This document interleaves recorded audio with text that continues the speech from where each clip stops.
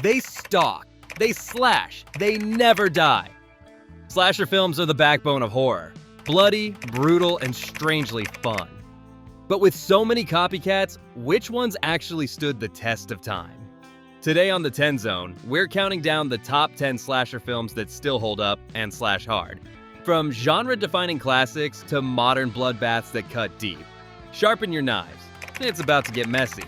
Number 10, You're Next. Let's start with a modern classic that turned the genre inside out. You're Next throws the typical home invasion formula out the window, then breaks the window with a meat cleaver. Masked killers? Check. Isolated mansion? Check. But the final girl? She fights back. Hard. It's clever, savage, and has one of the most satisfying third acts in horror. Also, best use of a blender ever. Number 9. Child's Play. A killer doll? Sounds dumb, right? Wrong. Chucky is horrifying. When serial killer Charles Lee Ray uses voodoo to transfer his soul into a good guy doll, we get one of horror's most twisted icons. It's got slashes, stabbings, and the sheer nightmare fuel of a toy coming to life. Plus, Chucky's got more attitude than most human villains. Never trust a redhead in overalls. Number 8. Scream. Wes Craven flipped the genre he helped build with this meta masterpiece. Scream mocks slasher cliches, while also perfecting them. It's smart, self-aware, and still scary. Ghostface isn't supernatural, just fast, clumsy, and brutally real. It revived the slasher genre in the 90s and gave us one of the most iconic horror openings ever. Spoiler alert, Drew Barrymore doesn't make it past the popcorn. Number 7, My Bloody Valentine. Pickaxes, mining suits, Valentine's Day. Romance? Absolutely not. This Canadian cult classic serves industrial horror with a side of slasher gore. The kills are creative, the tension is high, and the setting, a mine, makes everything feel claustrophobic and dirty.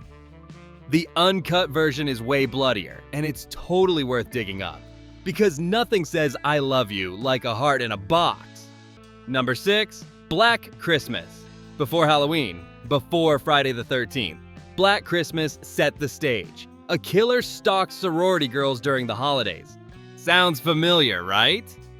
But the way this film builds dread with POV shots, disturbing phone calls, and no clear motive, still terrifying. Plus, it dares to end without answers, which somehow makes it even scarier. Silent Night? Not here. Number 5, Friday the 13th, Camp Crystal Lake. A lake, a machete, and zero adult supervision. While Jason Voorhees didn't show up in his hockey mask until later, this original still packs a punch. With inventive kills, a surprise killer twist, and that final jump scare, it launched a franchise and redefined Don't Go in the Woods. Also, Kevin Bacon dies, so there's that. Number 4, The Texas Chainsaw Massacre.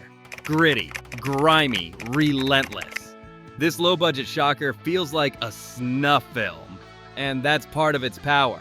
Leatherface doesn't just chase victims, he hunts.